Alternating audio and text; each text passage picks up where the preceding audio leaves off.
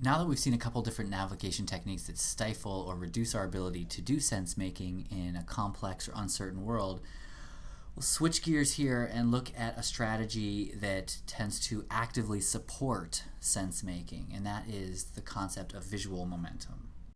So visual momentum, especially when applied to digital displays or visual analytics solutions, is the idea of continuity across displays.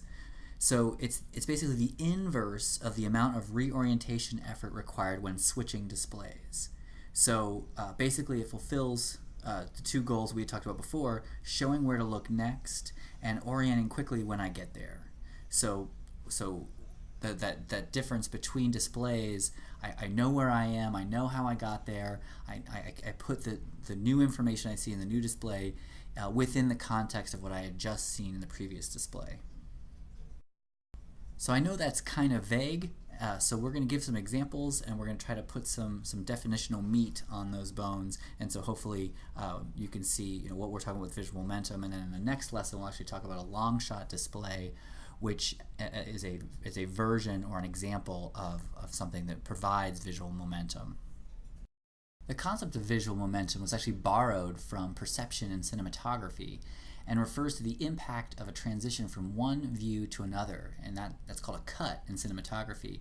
And when you do a cut, the cognitive processes that are required to extract the relevant information between those two cuts, sometimes that is to understand that we are in the same scene, sometimes we're in the same story but a different scene. How do I understand, even though there isn't technical or specific continuity between the two cuts, because there is a cut in between them, you actually can see certain things between those. So I'm going to show you this from Psycho first, and then after they go through their analysis from a film perspective, we're going to reanalyze this and kind of some things that we could draw out and apply to our visualizations.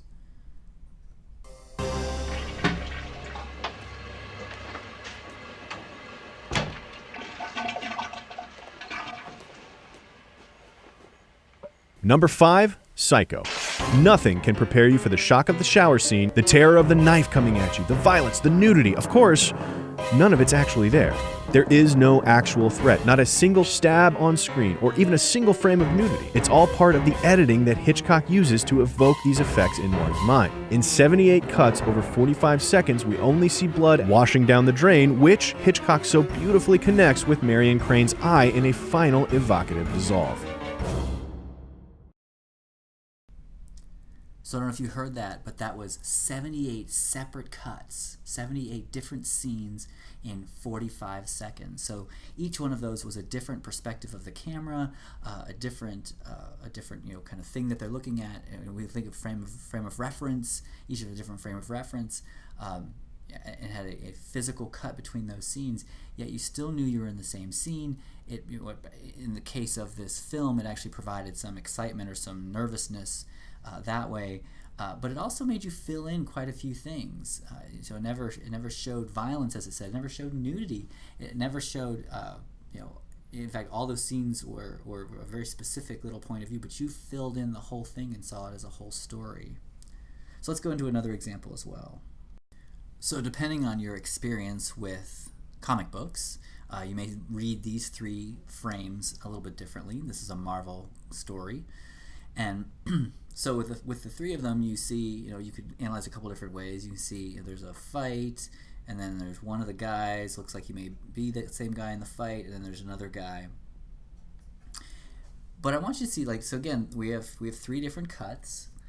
They're actually separated in space, and so what you need to be able to fill in is that this is a continuation of this fight. This is in the same scene. But then, even though this width is the same as, or close to the same as this width, in fact, this one might even be thinner, you make a very different connection between this frame and this frame. This frame is in a different scene altogether, not in the same place, but it's still a part of the same story. And so, you make these connections very differently, even though they're physically the same place. But you can connect all three of those things together, where this guy is not in this fight; he's someplace else. this guy is in this fight. This is a continuation of this fight. All these things you can kind of pull in here, and you can very clearly, even though these are three different pictures, you put them in the same story. So what are some ways that we can do that with our visualizations? And specifically what I mean is, how can we traverse multiple displays? So one display leaves, another display comes, and the person understands that it's the same story, and when they get to that new context or that new display, they bring some of the context from what they just saw, and so it's not a jarring experience. It's not a lot of cognitive work to make that transition, and things run pretty smoothly or fluidly. So the first thing we'll talk about in the long shot display that we get to, but this is a kind of a general attribute of something that has high visual momentum, is you have this idea of center surround. So this idea is, and this is actually drawing from how our eyes work, is that the resolution at some points is much higher, and then with our eyes it's actually in color at the center of our vision. So if you can see this fellow here, you say this is probably where I'm looking at. The rest of this is getting more and more and more peripheral, but this is what I'm looking at. So I can see details here. I have a much more detailed view here, but I can see some things out here. I'm assuming that's an ear. I'm assuming this is his nose. But this gets more and more diffuse as we get away from that centerpiece, so I get less and less clarity. We know that our peripheral vision is not as good at seeing the detail, but it is good at reorienting. So if there's something out here that was in some way requiring attention, it would have to be much more visible way out here than right in here, but I still see those things. Again, we haven't taken away things outside of that vision. So kind of the same thing here.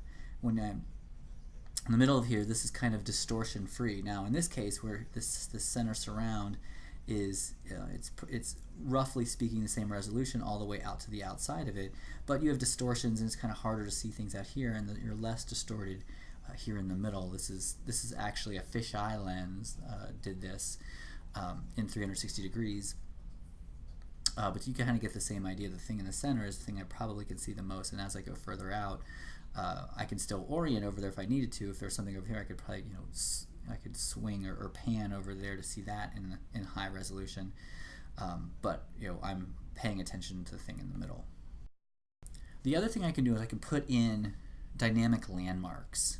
So these would be data generated or data derived, and so if I have a very busy perceptual field like this one here for blood banking, you can start to highlight change, show in-string transformations or disagreements, or all kinds of things, again based on those basic techniques we talked about, and you can start to show those things. So in this case, again, we're looking at blood banking, and you can see, I can't, but the folks who do blood banking could see, in these different things that are shaded in a little bit more. If you notice, not all the pluses are shaded in, but certain of them are.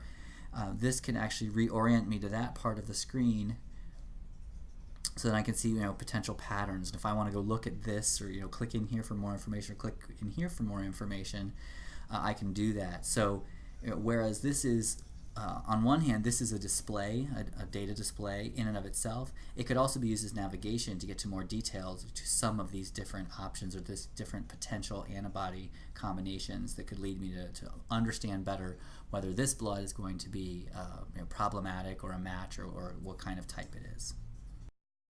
So in general, what do we need for visual momentum? The first thing we need to do is to build a conceptual space.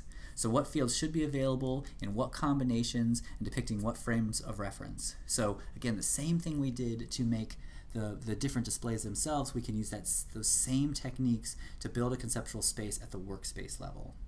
Now we want to link the structure to the semantics of the environment. Again, the same thing we did for the displays, we now want to do to the workspace in general. So what are the tasks and how are they related?